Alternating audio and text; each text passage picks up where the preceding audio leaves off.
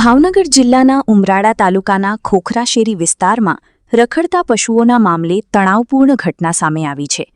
મળતી માહિતી મુજબ રખડતા પશુઓને લઈ બે પક્ષો વચ્ચે બોલાચાલી શરૂ થઈ હતી, જે બાદ મામલો ઉગ્ર બનતા મારામારી સુધી પહોંચ્યો હતો।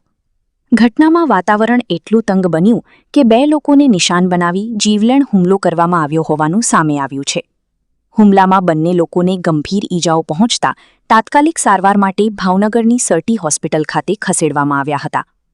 ઘટનાની જાણ થતાં ઉમરાળા પોલીસ તાત્કાલિક દોડી આવી હતી અને હોસ્પિટલ ખાતે પહોંચી ઈજાગ્રસ્તોના નિવેદન લેવા સહિતની કાર્યવાહી હાથ ધરી હતી। સાથે જ સમગ્ર બનાવ અંગે ઉમરાળા પોલીસ મથકે ફરિયાદ નોંધાઈ છે અને વધુ તપાસ શરૂ કરવામાં આવી છે।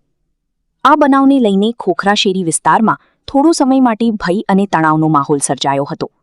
હાલ પોલીસે હુમલો કરનારાઓની શોધખોળ શરૂ કરી આગળની કાયદેસરની કાર્યવાહી હાથ ધરી છે। મારું નામ છે સાગર લક્ષ્મણભાઈ મેર અને મારું ગામ છે ઉમરાળા। કયા ગામે બનાવ બન્યો છે હાલ અને એમના નામ શું છે? આ જે બનાવ બન્યો છે એ ઉમરાળા તાલુકામાં બનાવ બન્યો છે, જે ભાથીજી મહારાજનું મંદિર છે, ખોખરશેરી માલધારી એરિયો। અને આ જે બનાવ બન્યો છે એ મારા સગા બે કાકા હારે બન્યો છે।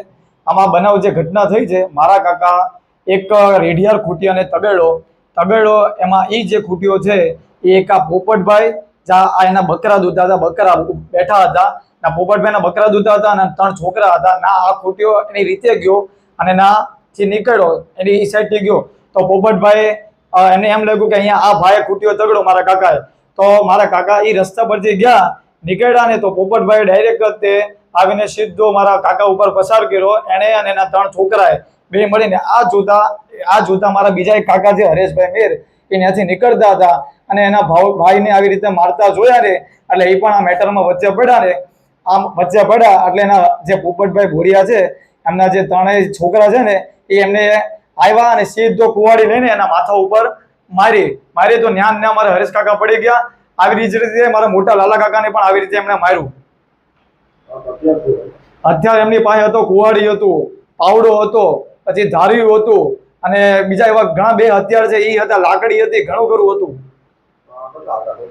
એ ટોટલ માણસો 5 જણા હતા। નામ મને આવડે છે, થોડા ઘણા યાદ છે। એ નામ છે એક તો પોપટભાઈ બોડિયા અને એના વાઇફ છે જે માલુબેન બોડિયા એવું કંઈક નામ છે, અને માજુબેન નામ છે, ને જેનો મોટો છોકરો છે બુદ્ધાભાઈ બોડિયા, બીજા નામ છે જે હરીશ બોડિયા, ત્રીજા નામ છે રાહુલ બોડિયા। હા, અમે પોલીસ ફરિયાદ કરી છે, ગુનો દાખલ કર્યો છે।